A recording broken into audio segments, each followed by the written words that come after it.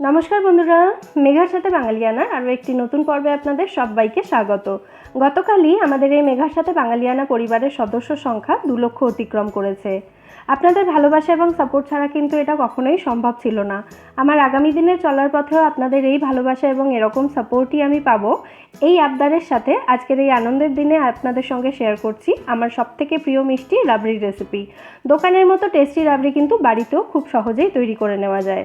লাগবে শুধু দুধ, চিনি এবং একটু ধৈর্য।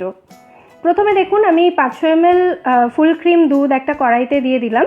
ভালো করে নাড়াচাড়া করে দিতে হবে প্রথমেই। এখন মিডিয়াম ফ্লেমে রেখে দুধটা ফুটে যাওয়া পর্যন্ত আমাদের অপেক্ষা করতে হবে। এই 500 ml দুধে 150 গ্রাম মতো রাবড়ি তৈরি করা যাবে। দুধটা দেখুন ফুটতে শুরু করেছে, সাইড থেকে বাবলস আসতে শুরু হয়ে গেছে। এই সময় গ্যাসের ফ্লেমটা একদম লো করে দিতে হবে। এবার কিন্তু গ্যাসের ফ্লেম আর বাড়ানো যাবে না। পুরো রাবড়ি তৈরির প্রক্রিয়াটা প্রসেসটা আমাদেরকে লো ফ্লেমে রেখেই কিন্তু করতে হবে। দুধের ওপরে সর এসে গেছে দেখুন। এইভাবে লো ফ্লেমে ফুটতে ফুটতেই দেখবেন বারবার দুধের ওপরে সর পড়তে থাকবে। সেই সরটাকে একটা চামচ বা স্প্যাচুলা দিয়ে এইভাবে টেনে টেনে কড়াইয়ের একটা সাইডে করে দিতে হবে। কাজটা কিন্তু খুব হালকা হাতে করতে হবে। আর এখন কিছুই করার নেই, যতবার দুধের ওপরে সর আসবে ততবার সেটাকে স্প্যাচুলা দিয়ে টেনে টেনে কড়াইয়ের একটা সাইডে জমাতে থাকতে হবে। মাঝে মধ্যে কড়াইয়ের একদম নিচ থেকে একটু নাড়াচাড়া করে দেবেন, তাতে দুধটা ধরে যাবে না।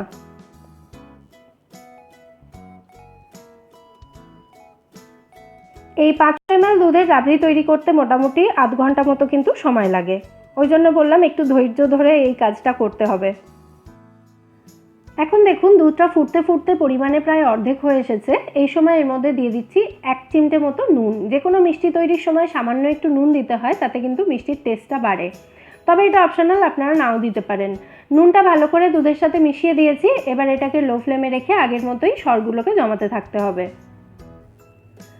এইভাবে যখন ফুটতে ফুটতে লিকুইড দুধটা 3 ভাগের 1 ভাগ হয়ে যাবে, অনেকটাই ঘন হয়ে যাবে আর অনেকটা পরিমাণে সর সাইডে জমে যাবে, সেই সময় এই সর জমানোর প্রক্রিয়াটা বন্ধ করতে হবে, এই প্রসেসটা বন্ধ করতে হবে এবং এর মধ্যে দিয়ে দিতে হবে স্বাদ মতো চিনি। আমি এখানে 1.5 টেবিল চামচ চিনি দিলাম এই পরিমাণ রাবড়ির জন্য। এতেই কিন্তু যথেষ্ট মিষ্টি হয় রাবড়িটা। তবে আপনারা এটা টেস্ট করে দেখে যদি মনে হয় এর মধ্যে আরেকটু চিনি দেওয়া দরকার তাহলে দিতে পারেন। ভালো করে চিনিটা মিশিয়ে দিলাম। এবার চিনিটা সম্পূর্ণ গলে যাওয়া পর্যন্ত আমাদের অপেক্ষা করতে হবে। মোটামুটি মিনিট খানেক রাখলেই দেখবেন চিনিটা গলে গেছে।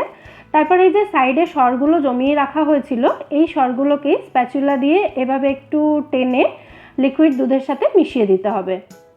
আপনারা চাইলে এই সরটাকে একটা আলাদা প্লেটে তুলে সেটাকে ছুরি দিয়ে স্কোয়ার শেপে কেটে তারপর কিন্তু এটা দুধের মধ্যে মেশাতে পারেন, তাতে এটা দেখতেও একদম দোকানের মতো হবে।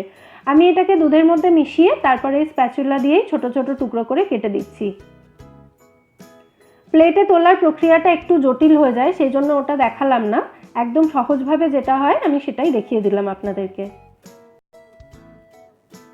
ভালো করে মিশিয়ে এটাকে লো ফ্লেমে রেখেই 1 মিনিট মতো এভাবেই হতে দিতে হবে, তাতে পুরো সরগুলোতে মিষ্টি চলে আসবে। 1 মিনিট পর আমি এখানে গ্যাসটা অফ করে দিলাম। এবার এটাকে ঠান্ডা হওয়ার জন্য রেখে দিতে হবে, কারণ রাবড়ি একদম ঠান্ডা ঠান্ডা খেতেই কিন্তু বেশি ভালো লাগে। আপনারা চাইলে এই রাবড়ির মধ্যে একটু এলাচ গুঁড়ো বা একটু গোলাপ জল অথবা যে কোনো পছন্দের এসেন্স দিয়ে এটাকে বানাতে পারেন। তবে ট্রাস্ট মি, কোনো রকম এসেন্স বা কোনো ফ্লেভার ছাড়াই কিন্তু এটা খেতে দুর্দান্ত লাগে।